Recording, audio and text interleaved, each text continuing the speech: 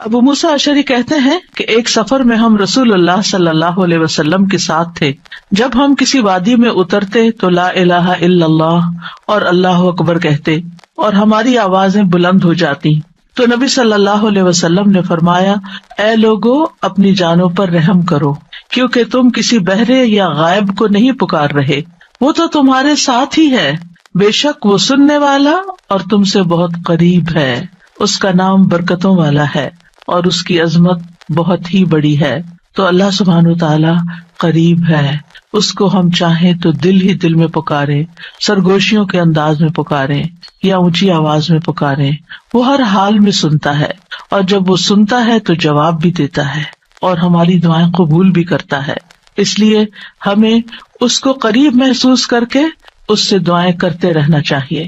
تو وہ دعا کی قبولیت کے اعتبار سے قریب ہے، دعا کو سننے کے لحاظ سے قریب ہے، اپنے علم کے اعتبار سے سب لوگوں کے قریب ہے، اور خاص طور پر عبادت کرنے والوں اور پکارنے والوں کے قریب ہے.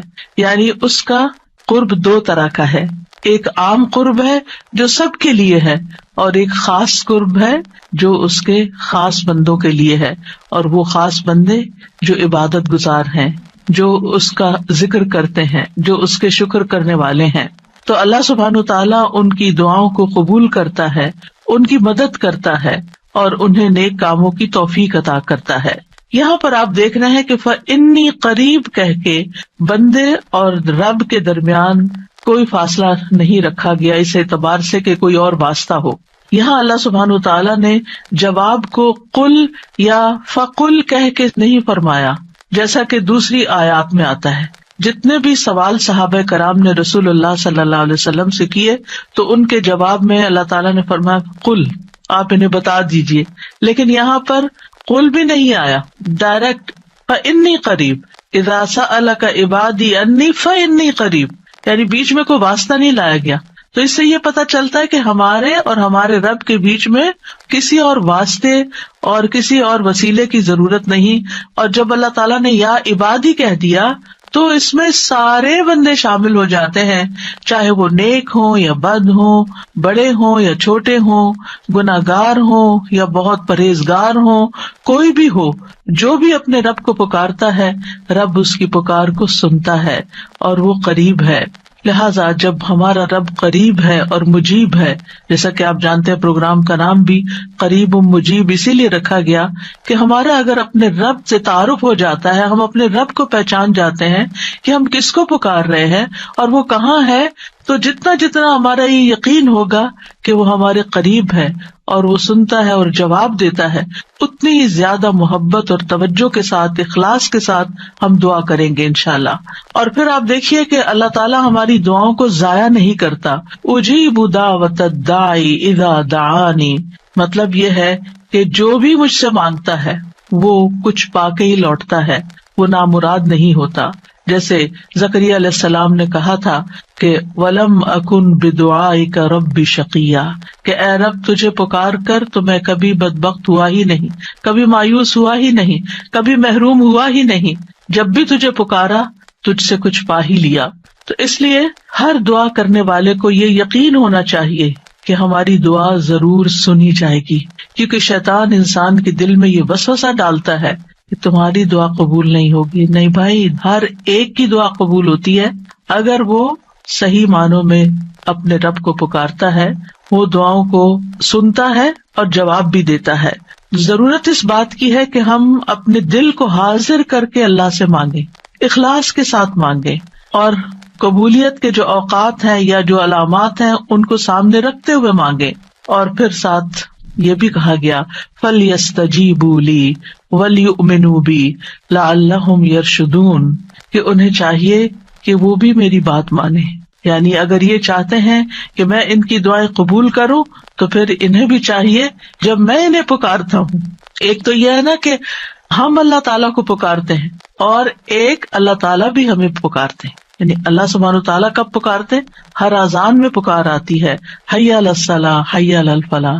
تو پھر ہم کیا کرتے ہیں؟ کیا واقعی ہم صلاح کی طرف جاتے ہیں یا نہیں؟ اسی طرح قرآن مجید میں بہت دفعہ یا ایھا الذین آمنوا کہہ کے ہمیں پکارا گیا ہے.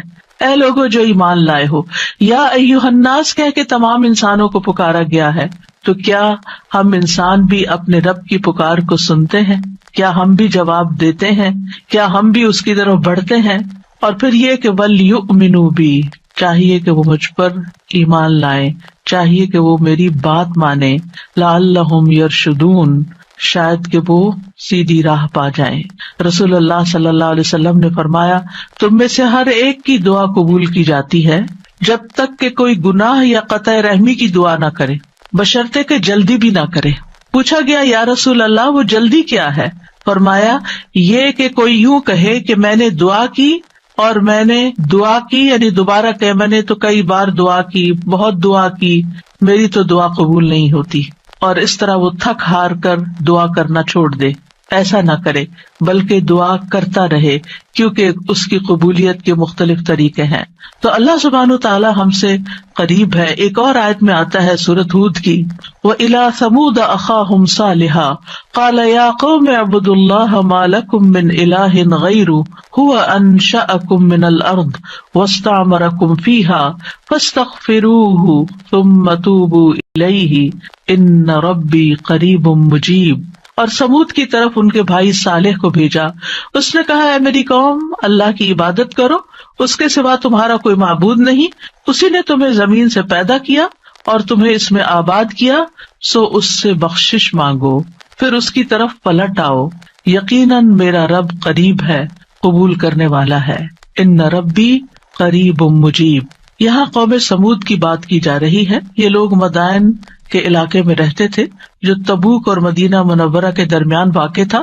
صالح علیہ السلام نے اپنی قوم کو ایک طرف اللہ سبحانہ تعالیٰ کی عبادت کی دعوت دی، توحید کی دعوت دی کہ صرف وہی تمہارا معبود ہے جس نے تمہیں پیدا کیا، جس نے تمہیں زمین میں آباد کیا، لہٰذا تم شرک سے اجتناب کرو، صرف اللہ کی طرف رجوع کرو.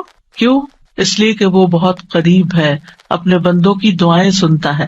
تو آپ دیکھیے، جو آپ کے قریب ہو اور جو آپ کی بات بھی سنتا ہو، تو کیا آپ نہیں چاہیں گے کہ آپ اس کے قریب ہوں؟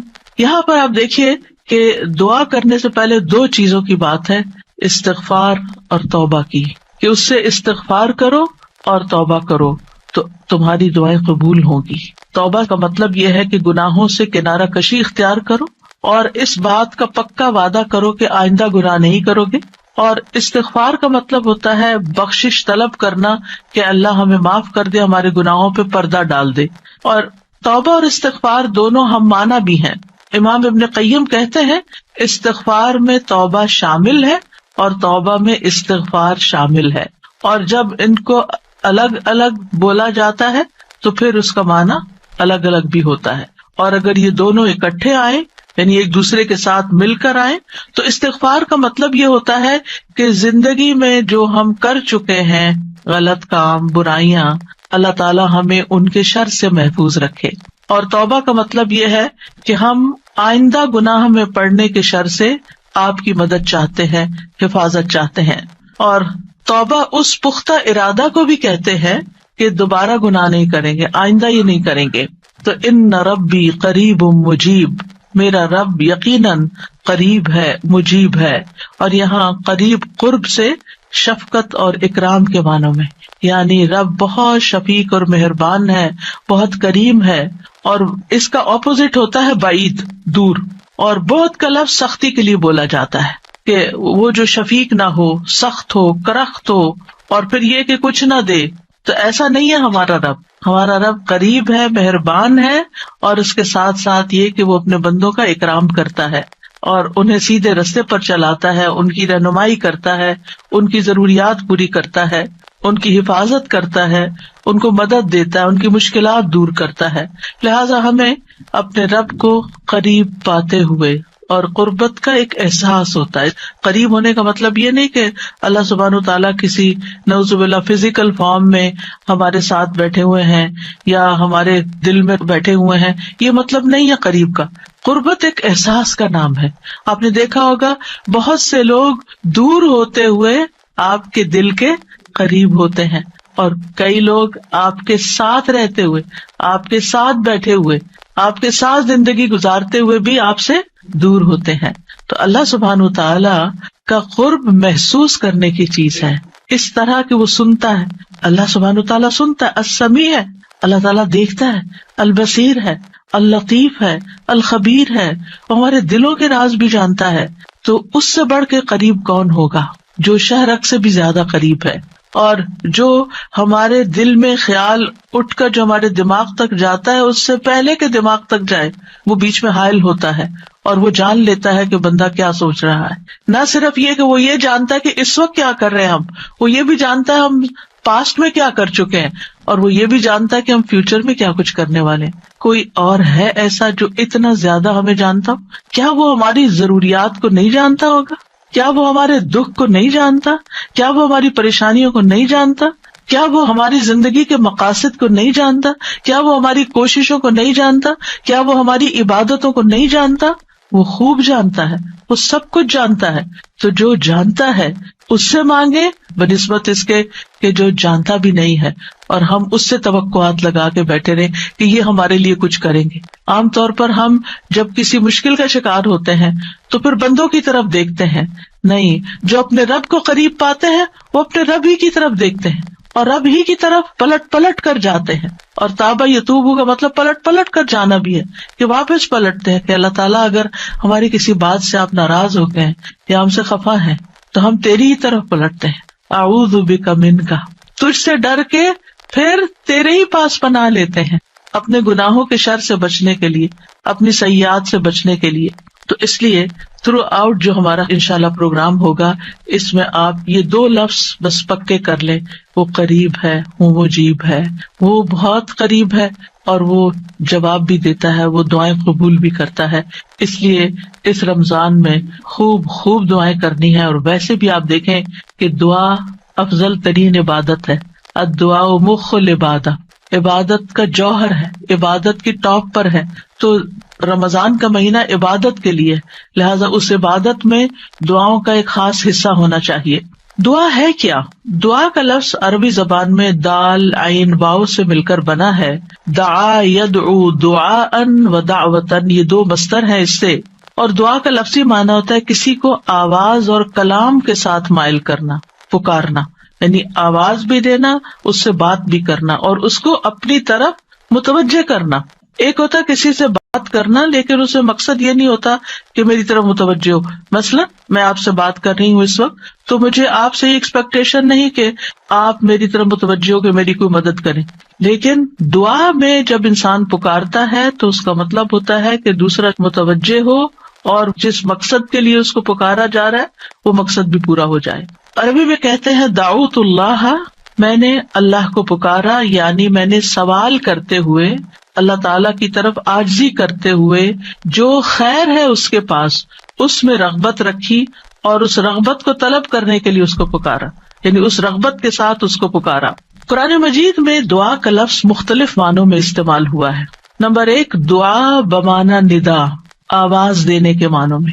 دعا کا مطلب کیا؟ آواز دینا. جیسے سورۃ آل عمران میں آتا ہے فَقُلْ تَعَالَوْا نَدْعُ أَبْنَاءَنَا وَأَبْنَاءَكُمْ وَنِسَاءَنَا وَنِسَاءَكُمْ وَأَنفُسَنَا وَأَنفُسَكُمْ. تو آپ کہہ دیجئے کہ آؤ ہم اپنے اور تمہارے بیٹوں کو اور اپنی اور تمہاری عورتوں کو بلا لیں، پکار لیں، یعنی تم بھی ان کو بلا لو ہم بھی بلا لیتے. تو بلانے کے معنوں میں استعمال ہوتا ہے. تو عربی زبان میں دعا اور ندا یہ 2 لفظ مترادف بھی ہیں، ایک دوسرے سے ملتے جلتے ہیں، سینونیمز ہیں، ایک جگہ پر اکٹھے بھی استعمال ہوئے ہیں. الا دعاء و نداء، کہ پکار اور آواز کے سوا کچھ نہیں سنتا. پھر اسی طرح دعا بمعنی طلب کرنا، کسی چیز کی ڈیمانڈ کرنا. قرآن مجید میں آتا ہے وَلَا تَزِرُ وَازِرَةٌ وِزْرَ أُخْرَى وَإِن تَدْعُ مُثْقَلَةٌ إِلَىٰ حِمْلِهَا لَا يُحْمَلْ مِنْهُ شَيْءٌ وَلَوْ كَانَ ذَا قُرْبَىٰ. اور کوئی بھی بوجھ اٹھانے والا کسی دوسرے کے گناہوں کا بوجھ نہ اٹھائے گا. یہ کب کی بات ہے؟ قیامت کے دن. اور کوئی بوجھ سے لدا ہوا شخص اپنا بوجھ اٹھانے کے لیے کسی کو بلائے گا، اس کو پکارے گا، وَإِن تَدْعُ، تو وہ اس میں سے کچھ بھی نہیں اٹھا سکے گا، کوئی مدد نہیں کرے گا قیامت کے دن، اگرچہ وہ قریبی رشتے دار ہی کیوں نہ ہو.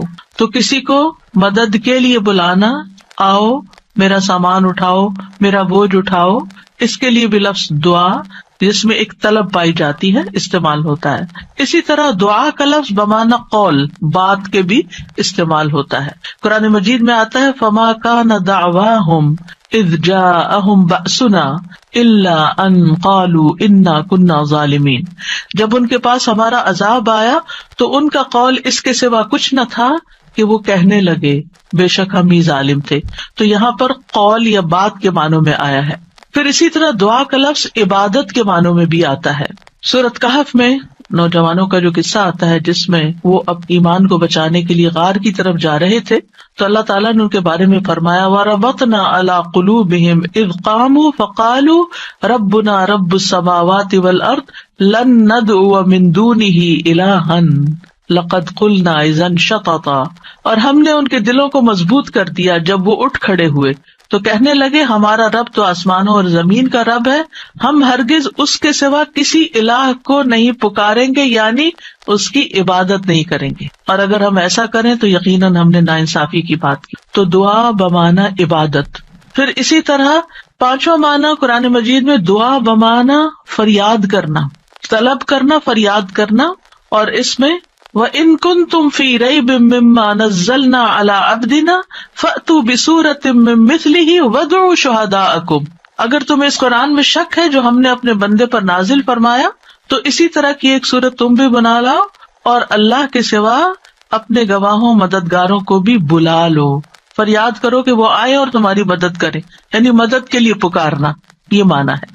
پھر اسی طرح دعا بمعنی کسی چیز کی ترغیب دینا، یعنی کسی چیز کی طرف دعوت دینا. نوح علیہ السلام نے اپنی قوم کو پکارا تھا قال رب انی دعوت قومی لیلا ونہارا. اس نے کہا ہے میرے رب بے شک میں نے اپنی قوم کو رات اور دن پکارا، ان کو دعوت دیتا رہا دین کی طرف، اپنے رب کی طرف. اور اس میں معنی عبادت کا بھی ہے کہ اللہ کی عبادت کرو تو عبادت کی دعوت میں ان کو دیتا رہا. پھر اسی طرح دعا بمعنی منسوب کرنا، نسبت دینا. ادعوہم لآبائہم، ان بچوں کو ان کے حقیقی باپوں کی نسبت سے پکارو. یعنی ادعوہم کا مطلب ہے کہ ان کو اپنے باپوں کی طرف ہی منسوب کرو، جن کے وہ بچے ہیں باپ کا نام نہیں بدلو. اور آٹھواں معنی ہے سوال کرنا، دعا بمعنی سوال. جیسے بنی اسرائیل نے موسیٰ علیہ السلام سے کہا قالوا ادع لنا ربک یبین لنا ما ہی، انہوں نے کہا تم اپنے رب سے ہمارے لیے دعا کرو. تو یہ جو دعا ہے یہ بمعنی سوال ہے، یعنی مانگو کہ وہ ہمارے لیے بیان کر دے کہ وہ گائے کس طرح کی ہو.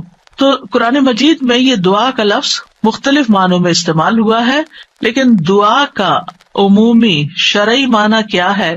اللہ کی بارگاہ میں عاجزی کے ساتھ سوال کرنا اور اللہ کے پاس جو خیر ہے اس میں راغب ہونا، رغبت رکھنا. اللہ کی بارگاہ میں اللہ کے حضور عاجزی کے ساتھ سوال کرنا، چیخ چلا کے نہیں بلکہ بہت ہمبل طریقے سے. اور جو خیر اللہ کے پاس ہے اس میں رغبت رکھنا، اس کا شوق رکھنا. تیبی کہتے ہیں اس سے مراد ہے اللہ کی بارگاہ میں انتہا درجے کی عاجزی، انکساری اور محتاجگی ظاہر کرنا. جیسے موسیٰ علیہ السلام نے دعا کیا کی تھی رب انی لما انزلت الی من خیر فقیر. اپنے فقر، اپنی محتاجی، اپنی ضرورت کا اظہار کیا تھا. انی لما انزلت الی من خیر فقیر. امام ابن قیم کہتے ہیں اس سے مراد ہے ایسی چیز کو طلب کرنا جو دعا کرنے والے کو فائدہ دے، یعنی فائدے کی چیز حاصل کرنے کے لیے سوال کرنا، اور ایسی چیز کو دور کرنے کے لیے طلب رکھنا جو اس کو نقصان دیتی ہو. تو پھر دو طرح سے دعا کرتا ہے انسان، کچھ فائدے کی چیزیں مانگتا ہے اور کچھ نقصان والی چیزوں کو دور کرنے کے لیے اللہ سے درخواست کرتا ہے. ہماری شریعت میں دعا کی دو بڑی اقسام ہیں، ایک ہے دعائے عبادت اور ایک ہے دعائے مسئلہ. دعائے عبادت کیا ہے؟ اس سے مراد ہے کہ انسان اللہ سے ثواب کی امید رکھتے ہوئے، اس کے عذاب سے ڈرتے ہوئے اس کی عبادت کرے، اس میں سوال نہیں ہے. تو عربی میں دعا بمعنی عبادت بھی استعمال ہوتا ہے. آتا ہے نا وقال ربکم ادعونی استجب لکم ان الذین یستکبرون عن عبادتی سیدخلون جہنم داخرین. اس میں دعا کے دونوں معنی آ گئے. اور تمہارے رب نے فرمایا کہ مجھ سے دعا کرو میں تمہاری دعا قبول کروں گا. یہ تو سوال ہو گیا. اور دوسرا بے شک وہ لوگ جو میری عبادت سے تکبر کرتے ہیں عنقریب و ذلیل و خوار ہو کر جہنم میں داخل ہوں گے. تو یہاں عبادت کا معنی بھی آ گیا عبادت کے لفظ کے ساتھ، یعنی دعا ایک طرح سے عبادت ہے. تو دعا عبادت کیا ہے کہ انسان اللہ سے ثواب کی امید رکھتے ہوئے اس کے عذاب سے ڈرتے ہوئے اللہ کی عبادت کرے، جیسے نماز پڑھے، روزہ رکھے، قرآن کی قرأت کرے، تسبیح کرے، صدقہ کرے، اللہ کی طرف لوگوں کو دعوت دے، تعلیم کا کام کرے. تو انسان ان میں سے جو بھی عبادت کا کام کرے گا وہ دراصل اللہ کی طرف راغب ہوگا، کیونکہ دعا میں رغبت پائی جاتی ہے. اور جو شخص مثلا نماز پڑھتا ہے تو گویا وہ زبان حال سے دعا کر رہا ہوتا ہے، اللہ سے بخشش مانگ رہا ہوتا ہے کہ اللہ تعالیٰ ہمارے اوپر رحم کیجیے، ہم نے جو گناہ کیے ہیں آپ ان کو معاف کر دیجیے. کیونکہ نماز بذات خود کیا کرتی ہے؟ بلاؤں کو ٹالتی ہے، گناہوں کو معاف کرنے کا ذریعہ ہے. ٹھیک ہے. اچھا، صدقہ کیا کرتا ہے؟ گناہوں کی آگ بجھاتا ہے. ٹھیک ہے نا. تو یہ جو گناہوں کی آگ کا بجھنا ہے، یہ ہم بول کے بھی کہہ سکتے اللہ میں جہنم کے عذاب سے بچا، تو وہ ہماری زبان بول رہی ہوتی ہے. لیکن جب ہم صدقہ دے رہے ہوتے ہیں تو گویا ہمارا عمل جو ہے وہ اسی چیز کا تقاضا کر رہا ہے کہ ہم اپنے اوپر سے گناہوں کا بوجھ اتارنا چاہتے ہیں. تو ایک دعا سوال کے انداز میں ہوتی ہے اور ایک دعا حال کے ساتھ بیان ہو رہی ہوتی ہے، عمل کے ساتھ ہو رہی ہوتی ہے. اور دوسری جو دعائیں مسئلہ ہے جس میں مانگنے کی دعا ہوتی ہے، تو وہ یہ ہے کہ انسان دنیا اور آخرت کی کوئی بھی بھلائی طلب کرنے اور دنیا اور آخرت کے نقصان کو دور کرنے کا سوال اللہ سے ہی کرے. دنیا اور آخرت کی کوئی بھی بھلائی مانگنا اور دنیا اور آخرت کے کسی بھی نقصان سے بچنا، یہ بس اللہ ہی سے کرے اس کا سوال. یہ دعائیں مسئلہ ہے، یہ سوال کرنے والی، یعنی وہ دعا جس میں ہم سوال کرتے ہیں. کن چیزوں کا سوال کرتے ہیں؟ دنیا اور آخرت دونوں. آخرت نہیں بھولنی. ربنا آتنا فی الدنیا حسنۃ وفی الآخرۃ حسنۃ وقنا عذاب النار. تو دنیا اور آخرت کی حسنہ مانگنا اور دنیا اور آخرت کے عذاب سے، مصیبت سے بچنا. وقنا عذاب النار، سب سے بڑی مصیبت تو آگ ہے نا، یعنی اس کی کوئی تکلیف انسان کو پہنچے. نبی صلی اللہ علیہ وسلم نے فرمایا دعا عبادت ہے. قال الدعاء هو العبادۃ قال ربکم ادعونی استجب لکم. تمہارے رب کا فرمان ہے میں پکارنے والے کی دعا قبول کرتا ہوں جب وہ مجھے پکارتا ہے. تو دعا جو ہے یہ عبادت کی اقسام میں سے سب سے عظیم قسم ہے. امام خطابی اپنی کتاب شأن الدعاء میں کہتے ہیں، اس حدیث کی وضاحت کرتے ہوئے الدعاء هو العبادہ، وہ کہتے ہیں کہ دعا عبادت کا ایک بڑا حصہ ہے یا سب سے افضل عبادت ہے. جیسے کہ لوگ کہتے ہیں لوگ بنو تمیم ہیں اور مال اونٹ ہیں، یعنی لوگوں کو دیکھنا تو بنو تمیم کو دیکھو، مطلب سب لوگوں سے افضل ہیں. نبی صلی اللہ علیہ وسلم اسی سے تھے نا، اور ان کی تعداد بھی زیادہ تھی. اور اسی طرح عربوں کے ہاں مال کی سب سے بڑی قسم اونٹ ہوا کرتے تھے. وہ کہتے ہیں مال تو اصل میں اونٹ ہے اور لوگ تو بنو تمیم ہی ہیں. تو اسی طرح کہا گیا دعا تو عبادت ہی ہے. الدعاء هو العبادہ، دعا ہی عبادت ہے. الحج عرفہ، تو اس کا یہ مطلب ہے کہ صرف عرفہ میں جاؤ، یہ نہیں.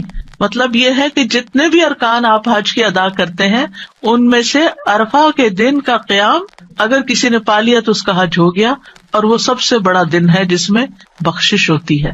تو یہ عربوں کے کہنے کا ایک انداز بھی ہے نا. اور مراد اس سے کیا ہے کہ دعا سب سے افضل عبادت ہے اور ساری اطاعتوں اور ساری بندگیوں کا مغز ہے کہ انسان اپنی ہر پریشانی اور ہر ضرورت میں اللہ کی طرف متوجہ ہو جائے. یہ ہے اصل مقصد. اگر کسی مشکل میں پڑ گیا ہے تو اس مشکل کے دور ہونے کے لیے بس اللہ ہی کی طرف رجوع کرے اور اسی کا انتظار کرے کہ وہی کاٹے گا. لوگوں سے توقعات ہٹا لے.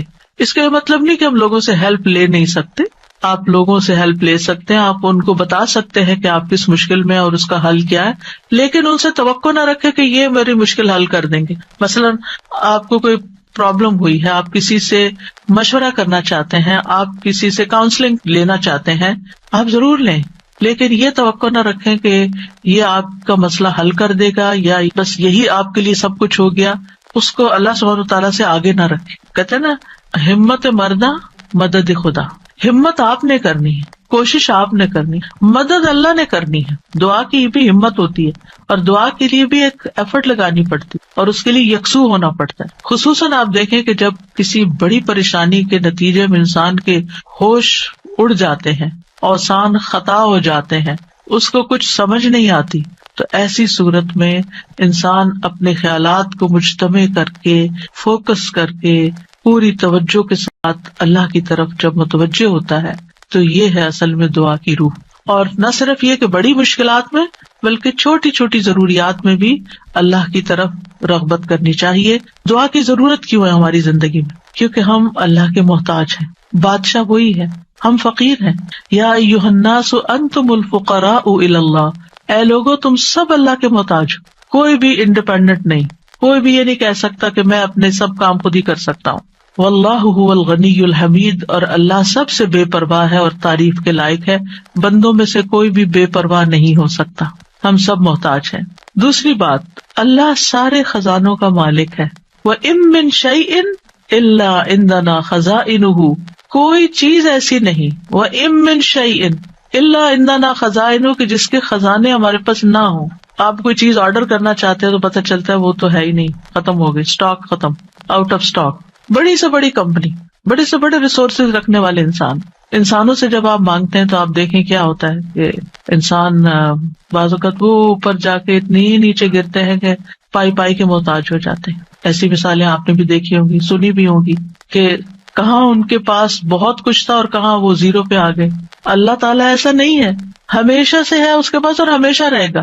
ساری مخلوق اگر کسی میدان میں جمع ہو کر سب کچھ مانگے تو بھی اللہ تعالیٰ کے خزانوں میں اتنی کمی نہیں آتی جتنی ایک سوئی کو سمندر میں ڈبو کے نکالا جائے تو پانی جو سوئی کے ساتھ لگتا ہے اتنی بھی کمی نہیں ہوتی. وہ جتنا چاہے خرچ کرتا رہے، جتنا چاہے وہ بندوں کو دیتا رہے، پھر بھی اس کے ہاتھ بھرے رہتے ہیں، ان میں کوئی کمی نہیں ہوتی.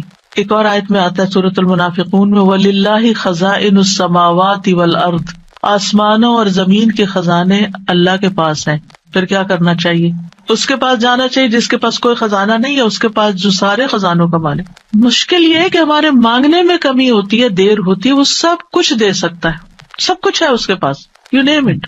آپ گھر جا کے بیٹھیں، غور کریں، نماز کے بعد کسی اور خاموشی تنہائی کے وقت، مجھے کیا چاہیے، مجھے کیا مسئلہ ہے، مجھے کیا پرابلم ہے، میری کیا پریشانی ہے، کیا اللہ کے پاس اس کا حل ہے؟ یقیناً ہے، وہ کر سکتا ہے، بالکل کر سکتا ہے. پھر مجھے کیا کرنا چاہیے؟ اسی سے مانگنا چاہیے، اس سے گڑ گڑا کے مانگنا چاہیے، اس سے اپنی محتاجی اور اپنی بیچارگی کا اظہار کر کے مانگنا چاہیے. امن یجیب المضطر اذا دعاہ ویکشف السوء، اللہ تعالیٰ آپ سے پوچھتے ہیں کون ہے جو بے قرار کی، مضطر، بے قرار، بے چین انسان کی بات سنتا، اس کو جواب دیتا. امن یجیب المضطر اذا دعاہ، جب بھی وہ اس کو پکارتا ہے، ویکشف السوء، اور وہ تکلیف کو دور بھی کرتا ہے. ایسا نہیں کہ وہ صرف سن رہا ہے، اس نے وہ تکلیف دور بھی کر دینی ہے. اور آپ کہیں گے بس اتنی سی بات تھی، میں اس کو اتنا پہاڑ بنائے ہوئی تھی، اپنی زندگی کا بہت بڑا مسئلہ بنائے ہوئے تھی، اور اللہ تعالیٰ کے لیے بس اتنی سی بات تھی. میرے مانگنے میں کمی تھی، اس کے پاس نہیں کمی. ہماری دعا میں کمی ہے، ہمارے اخلاص میں کمی ہے، اس کے دینے میں کمی نہیں ہے. اس طرح پکارا کرے نا کہ اللہ تعالیٰ آپ تو دے کر کسی کمی کا شکار نہیں ہوتے، لیکن میری کمی پوری ہو جائے گی. پھر آپ دیکھیں ہر بھلائی دینے اور ہر تکلیف دور کرنے پہ قادر ہے. سورۃ الانعام میں آتا ہے وَإِن يَمْسَسْكَ اللَّهُ بِضُرٍّ فَلَا كَاشِفَ لَهُ إِلَّا هُوَ وَإِن يَمْسَسْكَ بِخَيْرٍ فَهُوَ عَلَى كُلِّ شَيْءٍ قَدِيرٌ، اگر اللہ تجھے کوئی تکلیف پہنچائے تو اس کے سوا کوئی دور کرنے والا نہیں، اور اگر وہ تجھے کوئی بھلائی پہنچائے تو وہ ہر چیز پر پوری طرح قادر ہے. وہ سب کچھ کر سکتا ہے، وہ قادر ہے. نہ آپ کی کوئی خیر اور بھلائی کو لے جا سکتا ہے، کیونکہ عام طور پہ ہم وہم کا شکار رہتے ہیں کہ اگر میری اس نعمت کا کسی کو پتہ چل گیا تو پھر کیا ہوگا، شاید وہ نظر ہی لگ جائے اور نعمت چھین ہی جائے. ہر وقت اس وہم کا شکار رہنا دراصل اپنے آپ کو ٹارچر کرنا ہے. نہیں، وَإِن يَمْسَسْكَ بِخَيْرٍ، اگر اللہ نے آپ کو کوئی خیر دی ہے، فَهُوَ عَلَى كُلِّ شَيْءٍ قَدِيرٌ، وہ ہر چیز پہ قادر ہے، وہ آئندہ بھی دیے رکھے گا. اس نے اس لیے تھوڑی دی ہے کہ بس ایک بندہ کوئی دیکھے اس چیز کو اور بس وہ واپس لے لے، وہ ایسا نہیں کرتا. ایک روایت میں آتا ہے کہ ایک شخص نے رسول اللہ صلی اللہ علیہ وسلم سے پوچھا، اے اللہ کے رسول، آپ کن چیزوں کی دعوت دیتے ہیں؟ یعنی آپ کی دعوت کیا ہے، آپ کیا بتاتے ہیں لوگوں کو، آپ کیا سکھاتے ہیں؟ آپ نے فرمایا میں اس اللہ کی طرف دعوت دیتا ہوں جو اکیلا ہے، وہ اللہ کہ جب تم پر کوئی مصیبت آتی ہے اور تم اسے پکارتے ہو تو وہ تم سے تمہاری مصیبت دور کر دیتا ہے. یہ ہے اللہ کا تعارف. جب آپ کے بچے آپ سے پوچھیں اللہ کون ہے تو آپ کیا بتاتے ہیں؟ یہ بڑے بڑے لفظ بولتے ہیں نا. یہ دیکھیں یہاں پر کیا بولا گیا، اتنے سمپل. آپ بچے کو کہہ سکتے ہیں اللہ وہ ہے جو تمہیں کھانا دیتا ہے، اللہ وہ ہے جو تمہیں فلاں چیز دیتا ہے، تمہیں ماما بابا دیے ہیں. جو جو بچے کی ضرورت ہوتی ہے ایج کے حساب سے آپ اس اعتبار سے بچے کو اللہ کا تعارف کرا سکتے ہیں، وہ ان چیزوں کے ساتھ جو نظر آتی ہیں اور جو اس کی پسند کی ہیں کہ وہ ہے اللہ. پھر آپ نے فرمایا کون ہے اللہ کہ جب تم کسی بیابان اور جنگل میں راستہ بھول جاؤ اور تم اس سے دعا کرو تو وہ تمہیں واپس پہنچا دیتا ہے. اور صرف جنگل بیابان نہیں، اب تو خیر جی پی ایس وغیرہ کی سہولت موجود ہے، اس کے باوجود بھول جاتے ہیں نا، اس کے باوجود غلط ٹرن لے لیتے ہیں، کبھی پہلے اور کبھی بعد میں. جی پی ایس فریز ہو جاتے ہیں، نیٹ چلا جاتا ہے، روڈ میپ ختم ہو جاتا ہے، کئی مسائل ہیں. تو کبھی بھی راستہ بھولیں تو ہم پہلی بات یہ سوچیں کہ اللہ سے دعا کرتے ہیں اللہ راستہ دکھا دے. راستہ بھولنے پر مجھے کبھی ٹینشن نہیں، میں ہمیشہ سوچتی ہوں اللہ پہنچا دے گا، ہو جائے گا، کوئی مسئلہ نہیں. اللہ کے تو علم میں ہے نا. میں تو کہتی ہوں کہ آپ کو پتا ہے نا کہاں ہے، بس وہاں لے جائیں. ہمیں نہیں پتا، آپ کو تو پتا ہے نا. تو جب آپ اللہ سے مانگتے ہیں کبھی لاڈ پیار سے، کبھی اس کی کسی صفت کا واسطہ دے کر، کبھی اپنی عاجزی محتاجی ظاہر کر کے، تو وہ ضرور سنتا ہے. پھر فرمایا وہ ذات کہ جب تم قحط سالی میں مبتلا ہوتے ہو اور تم اس سے دعا کرتے ہو تو وہ تم پر پیداوار ظاہر کر دیتا ہے، یعنی تمہاری پیداوار اگا دیتا ہے زمین سے. یہ ہے اللہ، یہ اللہ کا تعارف. پھر آپ دیکھیے کہ ہم کیوں اللہ سے مانگے، کیونکہ زمین و آسمان کی ساری مخلوق اللہ ہی سے مانگتی ہے، تو ہم کیوں نہ مانگے.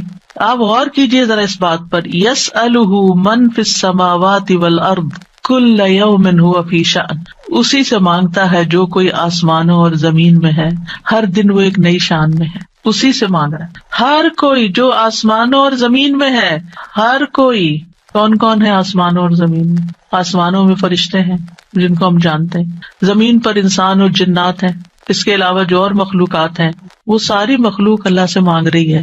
اگر ساری مخلوق اللہ سے مانگتے اور ہم کسی اور سے مانگنا شروع کر دیں، غیر اللہ سے مانگیں، تو کتنی حماقت والی بات ہے نا. اللہ نے عقل اسی لیے دی تھی کہ ہم اللہ ہی کو نہ پہچانے. تو اللہ سبحانہ تعالیٰ سے سوال کرنے کے اعتبار سے 4 طرح کے لوگ ہیں. امام ابن تیمیہ کہتے ہیں پس تمام آسمانوں اور زمین کے لوگ اللہ سے سوال کرتے ہیں تو ان کے 4 درجات بن جاتے ہیں. پہلی قسم، کچھ وہ لوگ ہوتے ہیں جو نہ ہی اللہ کی عبادت کرتے ہیں نہ ہی اس سے مدد طلب کرتے ہیں، حالانکہ اللہ نے ان کو پیدا کیا، ان کو رزق دیا، ان کو عافیت دی. تو یہ کون ہے؟ نہ اللہ کی عبادت نہ ہی اس سے دعا، کچھ بھی نہیں، کوئی تعلق نہیں. دوسری قسم کے وہ لوگ ہوتے ہیں جو اللہ سے مدد طلب کرتے ہیں تو وہ ان کی مدد کر دیتا ہے، لیکن وہ اللہ کی عبادت نہیں کرتے. عبادت نہیں کرتے، ہاں جب کوئی مسئلہ پیش آتا ہے تو پھر کیا کرتے ہیں؟ پھر دعا کر لیتے. ایسے لوگ آپ نے دیکھے ہوں گے، نماز نہیں، روزہ نہیں، صدقہ خیرات کچھ نہیں، ہاں کوئی مشکل پیش آئے تو پھر اللہ سے دعا کرتے ہیں. تیسری قسم کے کچھ وہ لوگ ہوتے ہیں جو اللہ کی عبادت اور اطاعت طلب کرتے ہیں لیکن نہ ہی اس سے مدد مانگتے ہیں نہ اس پہ توکل کرتے ہیں. نماز روزہ کر لیں گے، دعا نہیں کرتے، کہتے ہیں اللہ کو پتہ ہی ہے نا کیا چاہیے، اب مانگنا کس لیے. نہیں، اللہ تعالیٰ خود فرماتے وقال ربکم ادعونی، تمہارا رب کہتا ہے مجھ سے دعا کرو، تو کیوں نہ دعا کریں، ہمیں دعا کرنی ہے. چوتھی قسم کے وہ لوگ ہوتے ہیں جو اللہ کی عبادت بھی کرتے ہیں اور اس سے دعا بھی کرتے ہیں، اس سے مدد بھی طلب کرتے ہیں. تو اللہ تعالیٰ اپنی عبادت اور اطاعت پر ان کی مدد کرتا ہے، جیسے ہم کہتے ہیں رب اعنی علی ذکرک و شکرک و حسن عبادتک، تو اللہ تعالیٰ مدد بھی فرماتا ہے. اب ہم اپنے آپ کو دیکھیں کہ ہم کون سی کیٹیگری میں فال کرتے ہیں، ہم کہاں ہیں. کیا ہم ان لوگوں میں ہیں جو عبادت بھی کرتے ہیں اور دعا بھی کرتے ہیں؟ تو یہ ٹاپ کلاس کے لوگ ہیں، اور باقی اللہ تعالیٰ کے حق میں کبھی کوتاہی کرتے ہیں. تو ہمیں دعا کرتے رہنا چاہیے، اللہ تعالیٰ کو پکارتے رہنا چاہیے، ہر ضرورت میں، ہر مقصد میں، ہر پریشانی میں، ہر دکھ میں، ہر بیماری میں، ہر موقع پر، ہر چیز کے لیے، چھوٹی سے چھوٹی چیز کے لیے، بڑی سے بڑی چیز کے لیے اللہ ہی سے مانگنا چاہیے، کیونکہ وہ دے کر احسان نہیں جتاتا، وہ دے کر شرمندہ نہیں کرتا، وہ دے کر ہم سے واپس نہیں مانگتا، وہ بغیر شرط کے دیتا ہے، غیر مشروط دیتا ہے. وَإِذَا سَأَلَكَ عِبَادِي عَنِّي فَإِنِّي قَرِيبٌ أُجِيبُ دَعْوَةَ الدَّاعِ إِذَا دَعَانِ فَلْيَسْتَجِيبُوا لِي وَلْيُؤْمِنُوا بِي لَعَلَّهُمْ يَرْشُدُونَ. وَإِذَا سَأَلَكَ عِبَادِي عَنِّي فَإِنِّي قَرِيبٌ أُجِيبُ دَعْوَةَ الدَّاعِ إِذَا دَعَانِ فَلْيَسْتَجِيبُوا لِي وَلْيُؤْمِنُوا بِي لَعَلَّهُمْ يَرْشُدُونَ. تو ہمیں مانگتے رہنا چاہیے کیونکہ وہ قریب ہے، وہ مجیب ہے. اللہ سبحانہ وتعالیٰ اپنے بندوں کو خود فرماتا ہے کہ اللہ سے اس کے فضل کا سوال کرو، یہ اللہ کا حکم ہے. سورۃ النساء میں آتا ہے وَاسْأَلُوا اللَّهَ مِن فَضْلِهِ، اور اللہ سے اس کے فضل کو مانگو کہ اللہ اپنا فضل فرما. فضل کیا ہوتا ہے؟ جو ہم ڈیزرو نہیں کرتے، نہ اپنی عبادت کی وجہ سے، نہ کسی محنت کی وجہ سے، نہ کسی قابلیت کی وجہ سے، نہ کسی ہنر کی وجہ سے. ہم ڈیزرو نہیں کرتے لیکن آپ دے سکتے. ہم پھر بھی آپ سے مانگتے ہیں، چاہے ہم اس قابل نہیں لیکن پھر بھی آپ سے مانگ، آپ ہمیں عطا کیجیے. اور اللہ تعالیٰ کو یہ بات پسند ہے کہ بندے اس سے مانگیں، کیونکہ بندے کو جب کسی چیز کی ضرورت ہوتی ہے نا اور وہ اس کو اللہ تعالیٰ سے مانگتا ہے تو وہ اللہ تعالیٰ کے ساتھ کنیکٹ ہو جاتا ہے، اللہ تعالیٰ کو یاد کرتا ہے، اس کے سامنے اپنی حالت کا اظہار کرتا ہے، اپنا دکھ، اپنا شکوہ، اپنا غم، اپنا رنج، اپنی پریشانی اس کو سناتا ہے، جو سن کر آگے نشر نہیں کرتا. جب ہم بندوں کے سامنے اپنی کسی پریشانی کا ذکر کر دیتے ہیں تو بعض اوقات کیا کرتے ہیں، وہ آگے بیان کر دیتے ہیں اور یوں آپ کے راز کھل جاتے ہیں، آپ کا مرتبہ اور مقام لوگوں کی نگاہ میں گر جاتا ہے. کچھ لوگ آپ سے حسد کرنے لگتے ہیں، کچھ لوگ آپ کی تکلیف پہ خوش ہوتے ہیں. تو اس لیے ہمیں اللہ سبحانہ تعالیٰ کے سامنے ہی اپنے رنج اور دکھ کی فریاد رکھنی چاہیے. اللہ تعالیٰ اپنے بندوں کو ہر چیز کو اسی سے مانگنے کا حکم دیتا ہے. اب ہر چیز میں کیا ہے؟ صحیح مسلم کی روایت ہے، ابو ذر غفاری رضی اللہ عنہ کہتے ہیں کہ نبی صلی اللہ علیہ وسلم اپنے رب تبارک و تعالیٰ سے روایت کرتے ہیں کہ بے شک اللہ تعالیٰ فرماتا ہے، اے میرے بندو تم سب گمراہ ہو سوائے اس کے جسے میں ہدایت دوں، پس تم مجھ سے ہدایت مانگو میں تمہیں ہدایت دوں گا. نمبر 1 دعا کیا ہونی چاہیے؟ ہدایت کی. دن کی ہر رکعت میں ہم اہدنا الصراط المستقیم مانگتے ہیں. ہر کام میں ہمیں گائیڈنس چاہیے، ہمیں کلیرٹی چاہیے، چاہے دین کا کام ہو چاہے دنیا کا کام. ہر چیز میں ہمیں صحیح راستہ، صحیح اسٹریٹجیز اختیار کرنے کی ضرورت ہوتی ہے، تب وہ کام ہو پاتا ہے. اور اس طرح ساری کنفیوژن بھی دور ہو جاتی، ساری پریشانی بھی دور ہو جاتی کہ میں نے اللہ سے دعا کر لی، اللہ تعالیٰ آپ مجھے صحیح طریقہ بتا دے، مجھے اس کام کو کیسے لے کے چلنا ہے. تو ہر موڑ پر، ہر کام میں ہمیں ہدایت کی ضرورت ہوتی ہے. تو اہدنا الصراط المستقیم. پھر فرمایا، اے میرے بندو تم سب بھوکے ہو سوائے اس کے جسے میں کھلاؤں، تو تم مجھ سے کھانا مانگو میں تمہیں کھانا کھلاؤں گا. سبحان اللہ. سب سے بڑی ضرورت ہدایت کے بعد انسان کی کیا ہے؟ کھانا، جو اس کو دن میں کئی بار کھانا پڑتا ہے. اور انسان سب سے زیادہ پریشان بھی اس کے لیے ہوتا ہے، اور مال کا سب سے بڑا حصہ بھی اسی پہ خرچ ہوتا ہے. یعنی دن میں اگر آپ دیکھیں تو آپ ہر روز اپنا لباس نہیں خریدتے، ہر روز آپ اپنی ٹوائلٹریز نہیں خریدتے، ہر روز اپنی اور چیزیں نہیں خریدتے، برتن نہیں خریدتے، کٹلری، جیولری، یہ سب روز تھوڑی خریدا جاتا ہے. لیکن کھانا تو ڈیلی چاہیے، کھانا تو ڈیلی کنزیوم کرنا ہے، تو اس سے مانگو. اور خاص طور پر اگر کچھ خاص کھانے کو دل چاہتا ہے وہ بھی اس سے مانگو. نیوٹریشیس چاہیے، ہولسم چاہیے، صحت مند چاہیے، کیونکہ ساری بیماریاں ہی کھانے سے پیدا ہوتی ہیں. یعنی کھانا مانگو، صرف یہ نہیں کہ ہے نہیں، بلکہ اچھا کھانا مانگو تو اللہ تعالیٰ کھلائے گا. اے میرے بندو تم سب برہنہ ہو سوائے اس کے جسے میں لباس پہناؤں، تو تم مجھ سے لباس مانگو میں تمہیں لباس پہناؤں گا. بعض اوقات انسان کو کوئی خاص چیز پہننے کو دل چاہتا ہے، مانگے اللہ سے، اللہ دے گا. اے میرے بندو تم سب دن رات گناہ کرتے ہو اور میں سارے گناہوں کو بخش دیتا ہوں، تم مجھ سے بخشش مانگو میں تمہیں بخش دوں گا. کیوں اپنے اوپر بوجھ لیے پھرتے ہو؟ کتنے گناہ کر لیے، بہت لیٹ کر دیا، پتہ نہیں اب میری معافی ہوگی یا نہیں، اب میں کیا کروں؟ وہ معاف کر دے گا، مانگ کر تو دیکھو. اے میرے بندو اگر تمہارے اولین و آخرین اور جن و انس ایک صاف چٹیل میدان میں کھڑے ہو کر مجھ سے مانگنے لگے اور میں ہر ایک کو جو مجھ سے مانگ رہا ہے وہ سب کچھ دے دوں جو وہ مانگ رہا ہے، تو میرے خزانوں میں کوئی کمی نہیں ہوگی مگر جتنی سمندر میں سوئی ڈال کر نکالنے سے کمی آتی، کچھ کمی نہیں.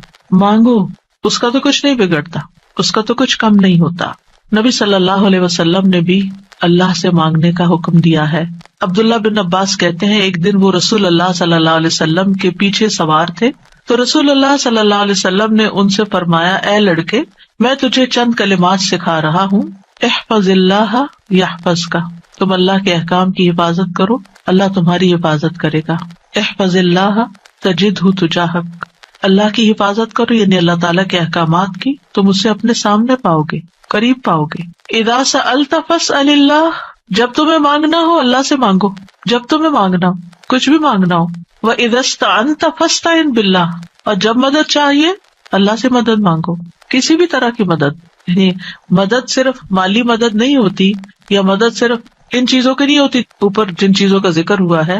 مدد تو ہمیں ہر کام میں چاہیے. ہم کون سی لائن اختیار کریں، کون سا پیشہ اختیار کریں، کون سی جاب لیں، کون سی نہ لیں، کیا کریں کیا نہ کریں، فلاں جگہ جانا ہے جائیں یا نہ جائیں، ہر معاملے میں. اور یہ جو ہمیں استخارہ سکھا دیا گیا تو یہ بھی تو یہی ہے. اور اس استخارے میں بھی آپ دیکھیے، اذا سألک عبادی انی فانی قریب اجیب دعوت الداعی اذا دعانی، اس میں بھی آپ دیکھیں بیچ میں واسطہ نہیں رہا نا.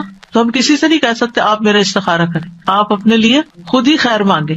آپ صلی اللہ علیہ وسلم نے عبداللہ بن عباس سے کہا، جان رکھو اگر ساری دنیا مل کر بھی تمہیں نفع پہنچانا چاہے تو تمہیں نفع نہیں پہنچا سکتی سوائے اس کے جو اللہ نے تمہارے لیے لکھ دیا. اور اگر وہ سارے مل کر تمہیں کوئی نقصان دینا چاہیں، نقصان نہیں دے سکتے سوائے اس کے جو اللہ نے تمہارے لیے لکھ دیا. کتنا بڑا توکل سکھاتی ہے یہ بات. کتنی فکریں، پریشانیاں دل سے اور دماغ سے بالکل آف لوڈ ہو جاتی، کچھ نہیں ہوتا، کوئی کچھ نہیں بگاڑ سکتا.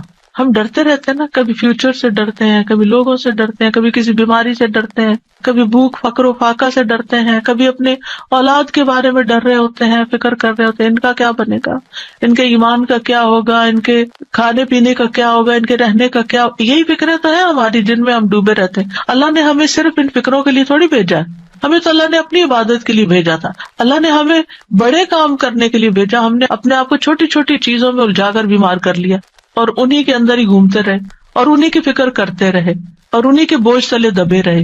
جبکہ ہمیں تو کنتم خیر امت اخرجت للناس، تم بہترین امت ہو، تمہیں تو انسانیت کے لیے پیدا کیا گیا تھا، تمہیں تو اوروں کے لیے پیدا کیا گیا تھا کہ تم خود بھی ہدایت پر اور انہیں بھی اللہ کی طرف بلاؤ. اور تم صرف اپنی ہی ذات میں کھو گئے اور صرف اپنے ہی غم لے کر بیٹھ گئے اور صرف اپنی ہی پریشانیوں میں دن رات رہے. ان سب چیزوں کو تو اللہ کے حوالے کرنے کی ضرورت ہے، وہ ٹیک کیئر کرے گا. ان تنصروا اللہ ینصرکم، اگر تم اللہ کی مدد کرو گے اللہ تمہاری مدد کرے گا اور وہ ضرور کرے گا. تم اوروں کی فکر کرو اللہ تمہاری کرے گا. تو اس لیے ہمارے کرنے کا کام کیا، احفظ اللہ یحفظک، حفاظت چاہیے، تم اللہ تعالیٰ کے احکامات کی حفاظت کرو، جو تمہیں کہا جا رہا ہے وہ پابندی سے کرو، باقی کام اللہ کا ہے. اور پھر احفظ اللہ تجدہ تجاہک، جب تم اللہ کے بن جاؤ گے نا تو پھر اللہ کو بہت قریب پاؤ گے. پھر آپ دیکھیے کہ اللہ کے نزدیک دعا سے زیادہ کوئی چیز معزز نہیں. دعا انسان کو عزت دیتی ہے. جب انسان بندوں کے آگے ہاتھ پھیلاتا ہے تو ذلیل ہوتا ہے، اور جب اللہ سے مانگتا ہے 2 ہاتھ اٹھا کے، بندوں کے سامنے تو ہم 1 ہاتھ پھیلاتے ہیں اور اللہ کے سامنے 2 ہاتھ پھیلاتے ہیں. اور جب انسان اللہ سے مانگتا ہے تو اللہ اس بندے سے محبت کرتا ہے اور اس بندے کو دیتا ہے، نوازتا ہے اور عزت دیتا ہے، اپنی جناب سے دیتا ہے. اور جب بندوں سے مانگتے ہیں تو وہ کبھی دیتے ہیں کبھی نہیں دیتے، اور کبھی دے کے اذیت بھی دیتے ہیں، اور پھر احسان جتاتے ہیں، دکھ دیتے ہیں، ذلیل کرتے ہیں، بعض اوقات آپ کی انا کو مجروح کر دیتے ہیں، آپ کی عزت کو مجروح کر دیتے ہیں، آپ کو بعض اوقات بدنام کر دیتے ہیں. تو اللہ کے نزدیک دعا سے زیادہ کوئی چیز معزز نہیں. لیس شیء اکرم علی اللہ من الدعاء. پھر یہ کہ اللہ تعالیٰ دعائیں سنتا ہے. وَلَقَدْ نَادَانَا نُوحٌ فَلَنِعْمَ الْمُجِيبُونَ. یقیناً نوح نے ہمیں پکارا تو ہم بہت اچھے قبول کرنے والے ہیں. ہم نے ان کی سنی، ہمیں کیوں بتایا جا رہا ہے؟ تاکہ تم بھی پکارو، تمہاری بھی سنی جائے گی. ابراہیم علیہ السلام نے کیا کہا تھا، ان ربی لسمیع الدعاء. میرا رب تو یقیناً دعا سننے والا ہے، وہ تو ضرور سنتا ہے. اور پھر خاص طور پر جو مضطر ہو، بے چین ہو، بے قرار ہو، لاچار ہو، امن یجیب المضطر اذا دعاہ ویکشف السوء. یہ لاچار کون ہوتا ہے؟ ابن عباس کہتے ہیں اس سے مراد وہ شخص ہے جس کی ایسی ضرورت ہو جو اس کو مشقت میں ڈال دے، یعنی مصیبت میں پڑ جائے انسان، چاہے اندر قلبی روحانی طور پر، چاہے مالی طور پر، چاہے صحت یعنی کسی بھی اعتبار سے جو چیز اس کو مشکل میں ڈال دے، مشقت میں، یہ لاچاری ہوتی ہے. یہ کہتے ہیں ڈپینڈنسی جیسے ہو جاتی ہے دوسروں پر. سدی کہتے ہیں کہ اس سے مراد وہ شخص ہے جس کے پاس کوئی ہیلا چارہ قوت باقی نہ رہے، یعنی دنیا میں اس کا کوئی وسیلہ سبب نہیں رہا، تنہا رہ گیا، وہ سنتا ہے. ذنون کہتے ہیں اس سے مراد وہ شخص ہے جو اپنے تعلقات کو اللہ کے سوا سب سے کاٹ دے، بس اللہ ہی ہے میرا. ابو جعفر کہتے ہیں کہ اس سے مراد مفلس شخص ہے جس کے پاس کچھ نہیں. سہل بن عبداللہ کہتے ہیں اس سے مراد وہ شخص ہے جو اپنے ہاتھ دعا مانگتے ہوئے اللہ کی طرف بلند کرتا ہے، اوپر اٹھاتا ہے، حالانکہ اس کے پاس اطاعت کا کوئی نیکی کا کام نہیں ہوتا جس کو وہ وسیلہ بنا سکے. لاچار. اب ہر جگہ سے مایوسی ہوگی، اب ایک ہی راستہ ہے، اور وہ راستہ شیطان کہتا ہے تم تو اتنے نافرمان ہو، تمہاری نہیں سنی جائے گی. نہیں، وہ پھر بھی سنتا ہے. اما یجیب المضطر. اصل میں بندے تو ہم اللہ ہی کے ہیں نا، چاہے ہم اللہ کو اپنا بنائیں یا نہ بنائیں، ہیں تو اسی کے، جانا تو اسی کی طرف ہے، دنیا میں بھی اسی کی طرف جانے کی ضرورت پیش آتی ہے. اور پھر آپ دیکھیے کہ اللہ تعالیٰ کا قبولیت کا وعدہ بھی ہے، اور وہ بندوں کی حاجات پوری کرتا ہے. اللہ تعالیٰ خود پکارتے ہیں جب رات کا ایک تہائی حصہ بچتا ہے، آسمان دنیا پہ نزول فرما کے اللہ تعالیٰ فرماتے ہیں کون ہے جو مجھ سے دعا کرے تو میں اس کی دعا قبول کروں، کون ہے جو مجھ سے بخشش طلب کرے تو میں اسے بخش دوں، کون ہے جو مجھ سے رزق مانگے تو میں اس کو رزق عطا کروں، کون ہے جو تکلیف دور کرنے کی درخواست کرے تو میں اس کی تکلیف دور کروں. اور یہ اعلان فجر کے طلوع ہونے تک ہوتا رہتا ہے. تو اللہ تعالیٰ پکار رہے ہیں کہ مانگو مجھ سے. اب دیکھیے اگر کبھی آپ کے پیرنٹس میں سے کوئی یا کوئی بڑا یا اگر آپ سے کہے کہ اچھا مانگو، کیا مانگتے ہو، فرمائش کرو، کیا کرتے ہیں ہمارا حال کیا ہوتا ہے؟ بہت خوش ہو جاتے ہیں، اتنی بڑی آفر آ گئی ہے، کرو فرمائش، کیا چاہیے، جیولری چاہیے، کپڑے چاہیے، جو چاہیے مانگو. تو ہمارا خوشی سے ایسا حال ہوگا کہ ہمیں یہ بھی یاد نہیں رہے گا کہ اب مانگنا کیا ہے آپ نے. اللہ سبحانہ وتعالیٰ روز ہمیں پکارتے ہیں کرو فرمائش، مانگو، کچھ مانگو، اور ہم مانگتے ہی نہیں. جاگ بھی جائے تو ہم مانگتے نہیں. مانگنے کی ضرورت ہے. آپ دیکھیے کہ دنیا کے بادشاہ جب کوئی سوالی آتا ہے، کوئی بیگر آتا ہے، وہ دروازے بند کر دیتے ہیں. جو انسان 2 سے 3 دفعہ آپ سے کچھ مانگ چکا ہو، جب آپ اس کو دیکھتے ہیں تو وہ موڑ کے چل دیتے ہیں، یہ پھر آ گیا ہے، پھر کچھ مانگے گا. کیا اللہ تعالیٰ بھی ایسا کرتا ہے؟ 100 بار آئے آپ اس کے پاس، 100 بار عطا کرے گا. وہ اپنا دروازہ بند نہیں کرتا، وہ اپنی دولت نہیں چھپاتا، وہ تمہارے لیے ہر روز رات کو دروازہ کھولتا ہے. آ جاؤ تم میری طرف، مانگو مجھ سے. امام ابن قیم کہتے ہیں اللہ جس کے ساتھ خیر کا ارادہ کرتا ہے اس کے لیے ذلت کا، عاجزی کا، اللہ کی بارگاہ میں پناہ پکڑنے اور محتاجی ظاہر کرنے کا دروازہ کھول دیتا ہے. یعنی اس کو دعا مانگنا آ جاتا ہے، اور جس کو دعا کی توفیق مل گئی اس کو ہر خیر مل گئی. تو اصل چیز یہ ہے کہ دعا کی توفیق ہو جائے، دعا مانگنا شروع کر دیں.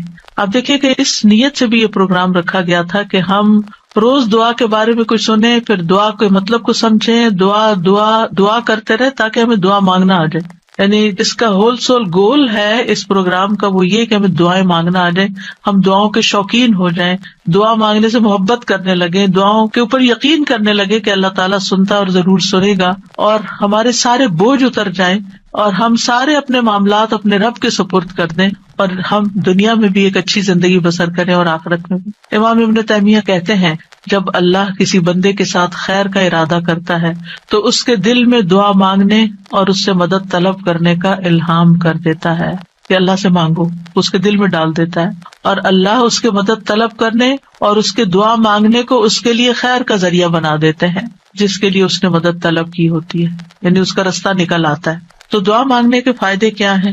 دعا ہر حال میں انسان کو فائدہ دیتی ہے. نمبر 1، دعا مانگ رہے ہوتے تو آپ عبادت کر رہے ہوتے ہیں، یہ اجر الگ لکھا جاتا ہے. اللہ تعالیٰ کی پسند کا کام کر رہے ہوتے ہیں، اللہ تعالیٰ سے کنیکٹڈ ہوتے ہیں، اور پھر یا تو دعا فوراً قبول ہو جاتی ہے، جو مانگا وہ اسی وقت مل جاتا ہے، یا پھر یہ کہ کوئی ایسی مصیبت ٹل جاتی ہے جو آنے والی تھی اور آپ کی اس دعا کی وجہ سے وہ مصیبت چلی گئی. رسول اللہ صلی اللہ علیہ وسلم نے فرمایا دعا فائدہ دیتی ہے اس کے بارے میں بھی جو کچھ نازل ہو چکا ہے اور اس کے بارے میں بھی جو نہیں اترا. بس اللہ کے بندو تم پر دعا کرنا لازم ہے، یعنی جو مصیبتیں آ گئی ہیں ان کو بھی دور کرے گی دعا، اور جو ابھی نہیں آئی اتر رہی ہیں ان کو بھی دور کر دے گی، آنے والی مشکلات کو بھی ہٹا دے گی. پھر یہ کہ اللہ تعالیٰ اپنے مانگنے والوں کو خالی ہاتھ نہیں لوٹاتا. حدیث میں آتا ہے بے شک اللہ عز و جل کو اس بات سے حیا آتی ہے کہ اس کا کوئی بندہ اس کے سامنے ہاتھ پھیلا کر کسی خیر کا سوال کرے اور وہ انہیں خالی لوٹا دے، کہ کچھ بھی نہ ڈالے اس میں. ایسا نہیں ہوتا. انس رضی اللہ عنہ کہتے ہیں رسول اللہ صلی اللہ علیہ وسلم نے فرمایا بے شک اللہ بڑا رحیم ہے، بڑے کرم والا ہے، اس کو اس بات سے شرم آتی ہے کہ اس کا کوئی بندہ اس کے آگے اپنے دونوں ہاتھ پھیلائے اور وہ ان دونوں میں کوئی خیر نہ ڈالے، وہ ایسا نہیں کرتا۔ جو مسلمان بھی اپنی حاجت اللہ کے آگے رکھ دیتا ہے اللہ تعالیٰ اسے ضرور نوازتا ہے، ضرور دیتا ہے۔ رسول اللہ صلی اللہ علیہ وسلم نے فرمایا جو مسلمان اپنا چہرہ اللہ کے سامنے گاڑ کر یعنی پورے فوکسڈ طریقے سے توجہ کے ساتھ کسی چیز کا سوال کرتا ہے وہ اس کو وہ چیز ضرور عطا کرتا ہے، خواہ جلدی عطا کرے یا ذخیرہ کر کے رکھ لے اس کے لیے اگلی دنیا میں عطا کرے۔